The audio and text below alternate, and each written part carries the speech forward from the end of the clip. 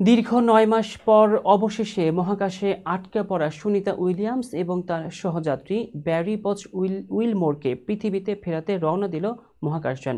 Elon মাস্কের স্পেসএক্সের crew 10 Sunita এবং ব্যারিকে মহাকাশ থেকে ফিরিয়ে আনার দায়িত্ব পেয়েছে। শনিবার সকালে মহাকাশের উদ্দেশ্যে রওনা দিয়েছে ক্রিউ 10 মহাকাশযান। বার্তা সংস্থা রয়টার্স বলছে, সবকিছু ঠিকঠাক থাকলে আগামী বুধবার পৃথিবীতে ফিরে আসতে পারেন সুনিতা ও ব্যারি। এতে আরও 4 জন মহাকাশচারী আন্তর্জাতিক স্পেস স্টেশনের উদ্দেশ্যে পাড়ি দিয়েছেন।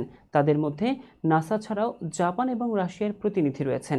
এরা হলেন নাসার অ্যান ম্যাকলেন, নিকোল আয়ার্স, জাপানের মহাকাশ গবেষণা সংস্থা জাক্সার প্রতিনিধি টাকুয়া ওনিশি এবং রাশিয়ার মহাকাশ গবেষণা সংস্থা রসকোমসের প্রতিনিধি কিরিল পেসকভ। এর আগে গেল বৃহস্পতিবার এই মহাকাশযান উৎক্ষেপণের কথা ছিল, কিন্তু সাময়িক সমস্যার কারণে তা পিছিয়ে যায়। পরে শনিবার মাস্কের ড্রাগন যান নিয়ে মহাকাশের উদ্দেশ্যে রওনা দেয় ফ্যালকন 9 রকেট। উৎক্ষেপণকালের ভিডিও সামাজিক যোগাযোগ মাধ্যমে পোস্ট করেছে নাসা।